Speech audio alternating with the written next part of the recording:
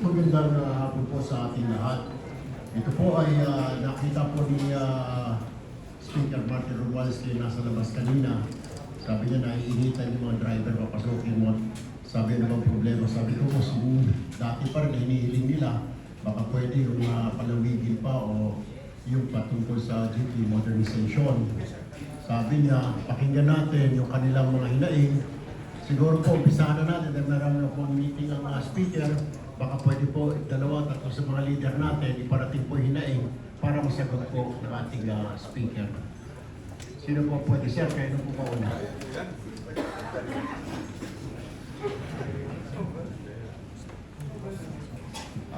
Magandang hapon po ulit, Speaker Ferdinand Martin Romualdez. Magandang hapon po talaga na nagpapasalamat po kami na nakita niyo po yung paghihirap po ng aming mga kasamahan. Yung puso niyo po nandiyan dyan para sa mga drivers at operators. Nagpapasalamat po talaga kami. Ang gusto lamang po namin, mahal na Speaker, Kong Erwin, ating pong mga congressmen, na maipagpatuloy po yung aming hanap buhay, yung aming mga prangkisa maibalik po, wala na po, binawi na po sa amin, nang hindi po dumaan ng due process. At labag po sa batas na basta na lamang po kami tanggalan ng hanap buhay, wala naman po na, labag po sa batas na tanggalan kami na hindi naman kami lumalabag sa panuntunan po nito. At gusto po ni Mr. Ortega ng OTC, scrap na po yung aming mga sasakyan, yung aming mga jeepney, ibasura na po. Napakasakit po sa amin ito. Pinaglalaban po namin ito, umulan, umaraw.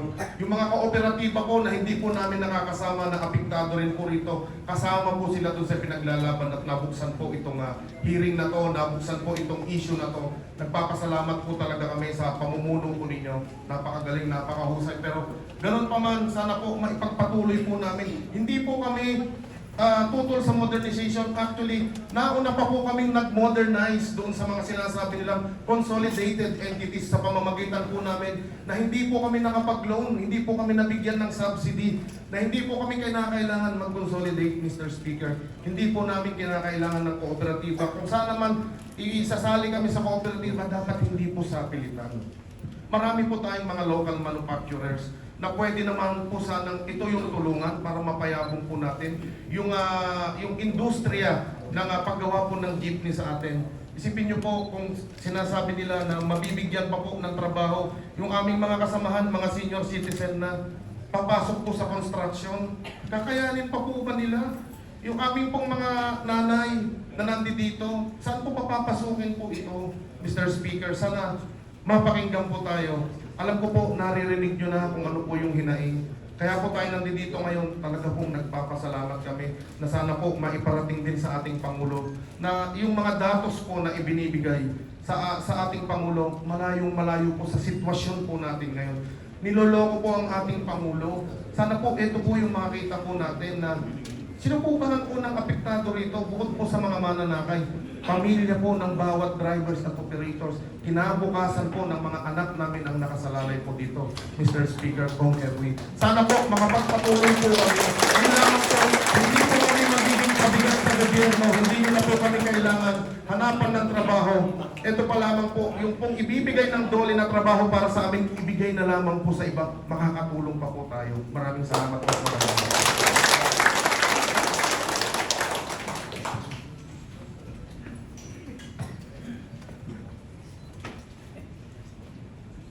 Magandang hapon po, Tony Floranda po, National President ng Piston. At siyempre, nagpapasalamat tayo dahil nakaharap natin ng mismong Speaker of the House, ano? At kay Congressman Erwin Tulfo. At siyempre sa lahat po ng ating mga kinatawan ng Makabayang Black. Sa bahagi po sa bahagi ng Piston at Manubela, tayo naman ay hindi tutol sa sapi po ng modernisasyon sapagkat kapag tingnan nga po natin ay wala pa mang programa yung gobyerno sa sapi po ng pagsasaayos ng ating public transport ay tayo ay halos 78 years tayo nagre-rehabilitation ng ating public transport sapagkat nakikita natin na isa ito sa pangunahing katuwang ng gobyerno sa sapi ng pag-inog ng ating ekonomiya. Dahil sabi nga po natin, ang driver at operator ay pinaglaanan niya ng mahabang panahon para makabili siya ng kanyang sasakyan, para ipag-servisyo at ipaghanap buhay, para makapag-aral ng kanilang mga anak. Kaya sa bahagi po natin, kung ang layunin ng gobyerno ay talagang ayusin ang ating public transport, bakit hindi sa pamamagitan ng rehabilitation ng ating serbisyo sa ating mga jeepney? Dahil sabi nga po natin na patunayan sa mahabang panahon ng historical ng ating kasaysayan ng ating jeepney dito sa ating bansa. Pangalawa, Mr. Speaker, kung talagang ang direksyon ng gobyerno ay para ayusin, dapat ang isa sa pangunahing pagtuunan ay yung kung pagtatayo ng sarili nating industriya para tayo mismo yung lumikha ng ating public transport. Sapagkat sa ngayon, sa ilalim po ng programa ng Modernization Program, ay hindi po yung ating sariling ekonomiya yung pinapaunlad dito, kundi ang pinapaunlad dito ay yung malalaking mga dayuhan o malalaking mga negosyante na kung saan ay lalong nagbabaon doon sa usapin ng pang-ekonomiya kalagayan natin. Kaya ang sinasabi nga po namin, sige, kung usapin po ng modernisasyon, hindi harapin natin yung paglikha ng ating sariling public transport. Sabi nga natin, katulad ng ibang mga maunlad na mga bansa, kung tayo po ay may sariling industriya, pwede tayo magpalit every 5 years ng ating mga sasakyan. Kaya lang nahihirapan tayo magpalit dahil una, wala tayong sariling industriya, hindi tayo naglilikha ng ating public transport. Pangalawa, sa ilalim po ng proposal namin, sa ilalim po ng modernization o sa pamamagitan ng rehabilitation, ay magluluwal ito ng malaking trabaho sa ating mga lokal na mga manggagawa ng ating public transport. Ang Pilipinas po ay mayroong 1,672 o 62 na mga city o mga probinsya na kung saan ay lahat po dyan ay may lumilika ng ating public transport. Mas dapat ito yung tulungan ng ating pamahalaan para sabi nga natin, pag tayo gumagawa ng ating public transport, pag-angat mismo ng ating ekonomiya. Magluluwal siya ng pananatili ng kabuhayan ng mga driver, pang-operator, at magluluwal siya ng trabaho ng ating mga lokal na mga manggagawa.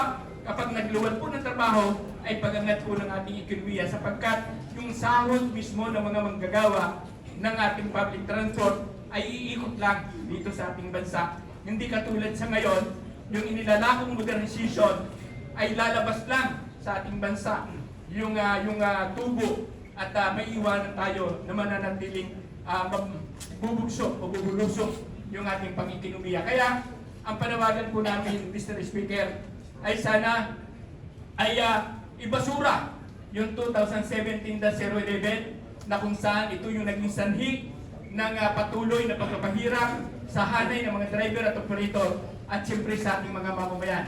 Sapagkat alam natin, sa ilalim po ng modernization, ang direct effect niyan ay hindi lang sanay ng mga driver, kundi mismo sa ating mga mananakay. Paano pagkakasayin ng mga manggagawa ang kanilang kararampot na sahod para matugunan yung kanilang public transport? Kaya, ang panawagan po namin, Mr. Speaker, sana ay masusing pag-aralan ni Pangulong BBM. Yung sabi niya noong panahon ng eleksyon, hindi niya iiwanan ang sektor ng public transport, kasama niya sa pag-angat. Sana ibasura niya yung 2017-011 at makapaghanap buhay ng maayos ang ating mga driver at mga operator at makapagservisyo sa mas malapad na mga mamamayan. Magandang hapon po!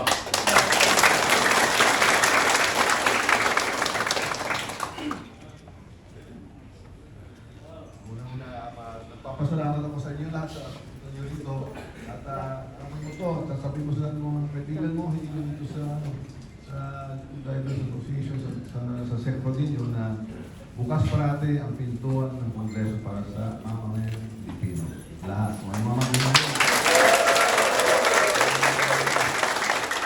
Kasi hindi na nakakita niya ng konti kaya maraming tayong ginagawa din dito sa session at sa maraming committee din natin. Pero unang-una, papasalamat ako kaya lumapit kayo sa atin para malaman din natin ang mga hinaling po. At sisiguraduhin ko po bukas ng umaga kaya mapupunta ako sa Malacanang at ipapaabot kayo ng ating mahal na presidente.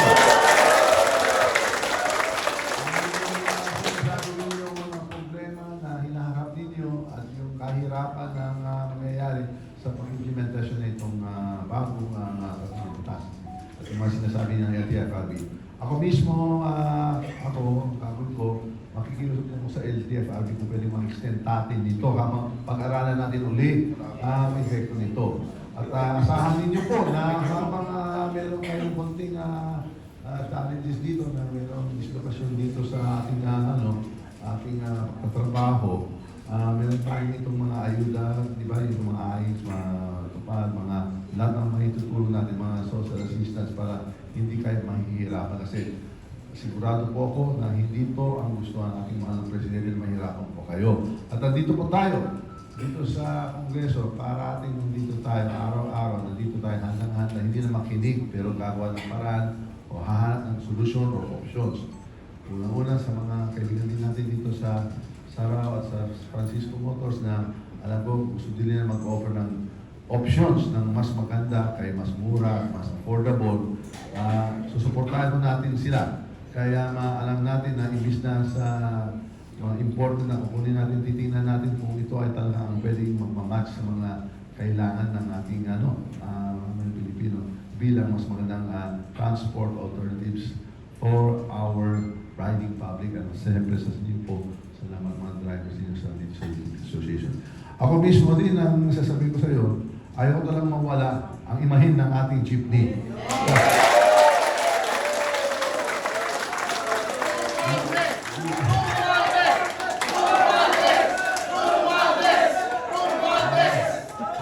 Lahat naman tayo, mahal man natin ating mga jeepney. Yan talaga ang imahin talaga ng ating Pilipino, ang jeepney. Miski sa kanta Maynila, di ba? Ang mga jeepney, di ba? Sa mga kanta, sa mga jeepney dito. Miski dyan sa isang dating magandang hotel sa Makati sa Intercom, jeepney bar. Basta yung jeepney talaga, ang talagang, yan talagang ang simbolo ng ating Pilipinas. Kaya dapat hindi yan mawala. At suportado kayo dito. At ipipreserve natin yan. At dapat hindi yan mawala sa ating bayan, ang ating native jeepney. And kaya itong mga Sarao, Francisco, matagal. Malit pa ako, hindi marunong magbasa. Yung unang nakikita ko natin, pagpunta ako sa eskwela, yung unang siguro mga salita na nababasa ko, Sarao. Kasi di ba? Sarao, di ba? So, wala. Grade school pa lang ako, alam ko na yan. Saka ako, mahilig niya ako sa kabayo. Di ba? Ang daming kabayo dun sa hood ng jeepney. At saka yung mga ang ganda talaga ng jeepney. Nung natuto ako mag-drive, ayan, parating kinakarera ng mga jeepney. Pinakamatindi na driver, mga jeepney driver. At siyempre naman, yung servisyo na binibigay sa taong bayan, hindi tayo mawawala. Kaya dapat hindi mawala. Naintindihan natin yung mga sinasabi na international best practice, magkakaroon tayo ng mas efficient, mas magandang klaseng mga vehikulo. Pero kaya naman ang Pilipino eh. Kaya niya ng mga Pilipino. May mga Sarao, may Francisco. Suportahan na lang natin yan. At asahan nyo, meron kayong isang speaker na nakikinig sa iyo. Asahan nyo, Betas, makakarating din sa ating mahal na presidente na alam ko, gano'n din yung nasa isip niya.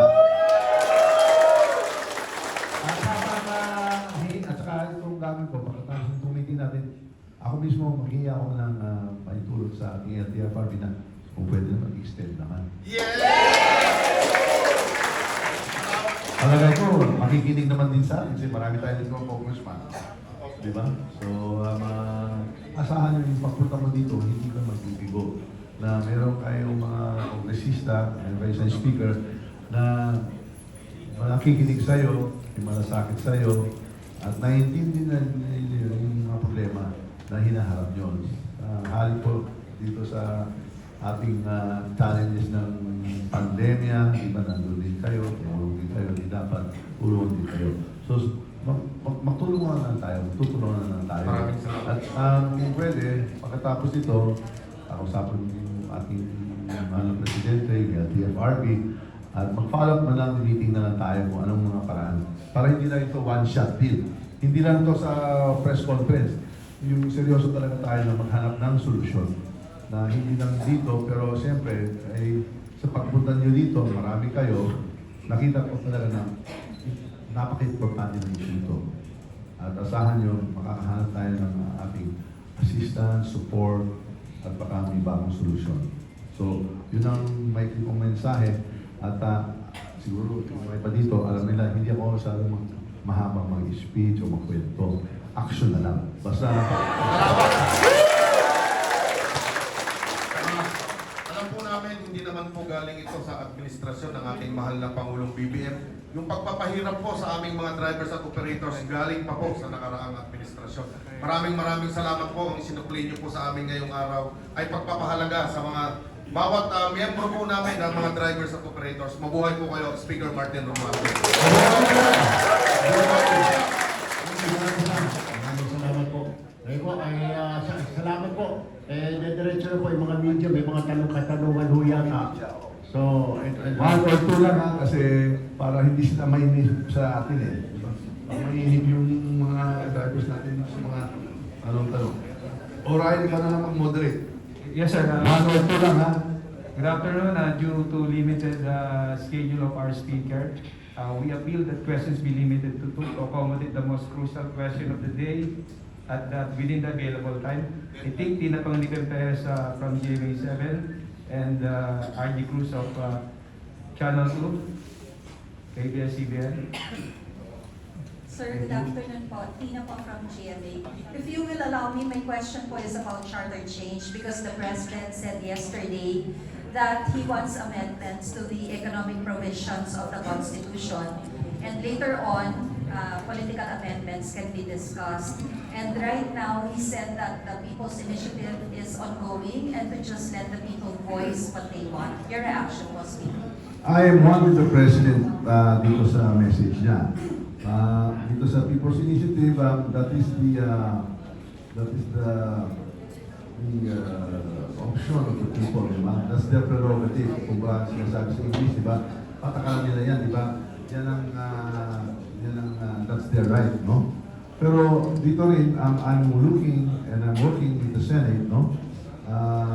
And there has been a proposition of a resolution of both houses to propose amendments to the economic provisions of the Constitution. Kung baga, may pagbabago na ipopropose na amendahan ng ating Constitution sa ating batas tungkol sa ating ekonomiya. Yan ang priority na natin dito sa House. At although hindi perfect pa, baka sa sunod, baka pwede po isipan nila pag-aaralan yung mga political. Pero ako, sige, unahan na natin yung economic provisions, unahan na natin, prioritize natin. Kung may pasa yung propose the resolution of both houses ng Senado, kami po dito sa House, kaya na po sa political leaders meeting, office, we shall support, we shall embrace the same. At ito ba kayo magiging masagot sa pinagdadasal ng ating mga firma movement sa People's Initiative na at least nakakaisa na ang House at Senate dito sa pagbabago ng ating saligang batas. Pero yung PI, kumbaga, talagang yan ang right po ng pambayan, di ba? Kanina po yun kasi naka-enshrine yan sa Constitution, pwede tayo mag-on, Constitution Assembly, Constitutional Convention, or People's Initiative. So, hayaan mo na lang yan, pero ito sasabi ko sa nasa likod ng People's Initiative. Baka itong pinag-propose ng ating mga kapwa mga kongresista sa Senado na ihahain nila isang resolution ng both houses, baka ito lang sagot sa pinagdadasal na pagbabago ng ating saligang batas, lalo na sa ekonomiya kasi sa lahat talaga ng mga issues, yung ekonomiya talaga napaka-importante. Pero itong mga political provisions, pwede pag-usapan, pero siguro unahin ko na natin yung economic. Yes, sir. Mr. Speaker, kahapon po kasi may mga sinabi ang Senado regarding yung kanilang manifestation against charter change. Sinasabi nga nila bakit sa yung nangyayari ng Imus Initiative, it's a recent attempt to violate the Constitution. Ano po inyong next step? Ano susunod ninyong gagawin in light of the statements of the Senate yesterday? Ako naman, that is also the right, di ba? Sa kanila naman din yan kung anong sasabihin, di ba? That is the freedom of expression. I respect always the opinion of others. I may not necessarily agree kung baka, hindi naman siguro totoo, pero I respect the right, di ba? Yun ang nirespetan ko yung right nila na magsalita ng ganon, pero I will not agree. What I will tell you, what I'm ready to do, I'm ready to work with them hand in hand. As I said, we are ready to embrace the resolution of both houses, and I'm already telling everyone here that this is a welcome development. If the House and the Senate can work together in unity, because that has always been the message of the President, to work together for the betterment of the country, for the people. Para sa taong bahay, lahat ang ginagawa natin dito. Asahan mo to, araw-araw, wala kaming inisip dito sa Kongreso kung paano natin maibibigay ng mas magandang buhay sa lahat ng Pilipino. Kung anong serviso, maibibigay ng anong programa, proyekto na makakabuti ko sa iyo. Kaya dito sa ating sinasabing charter change, itong charter, yung sinasabing saling batas natin, ay para sa Pilipino. Hindi para sa kongresista, hindi para sa presidente, hindi para sa Senado. Sa iyo ito. Kung may bubukas natin ang ating ekonomiya para lumabog ang ekonomiya, para gumanda, dumami ang trabaho, gumanda ang livelihood natin, ay yan ang maganda. Kaya, RG, hindi ko pinapatulan yung mga ganong mga salita. That is their right. I respect that right all the time. And when I see something good and positive like an RDH and the willingness to work with the House, I will embrace it and I will work hand in hand. At mga sasabihin pa rin, kung magawa natin ito, kung munsan tayo ng RDH, baka ito na ang sagot sa mga hinay ng akbay na papatakbo itong firma o people's listed. Baka sila mismo ang matutuwa sa nangyayari. So, petty differences set to the side. Foul words or unnecessary invectives, yung hindi magandang salita, they have no place here. Hindi natin pinapatulan yan. What we do, we try to look at the good in everything that everyone does, even the Senate. So, if they're doing something positive and good, we embrace it. If they say or do something that is not necessarily to our liking, we respect their freedom and their right to express as such. Hindi ko sila papatulan. I want to look at the positive side of the not just the Congress, but of the Senate. And hahanapin talaga natin kung saan tayo makakatrabaho, nakakaisa tayo. Kasi yun po ang mensahe ng ating mahal na Pangulo. Diba? Sabi niya, sama-sama, babangon tayo ulit. Kaya hindi ko papatulan yung mga sinasabi, maging divisive tayo. Wala yan. Dapat walang division dito. Basta dito, kung makakaisa dito para tumulong sa taong bayan, dyan ako. Yung division, yung masama, ayoko yun, hindi ko papatulan. Dito sa pagkakaisa, mga yan, I will be with you. I will be the Senate in the RBH, and I will even tell everyone that this could just be the answer to our prayers. Maraming salamat. Thank you everyone.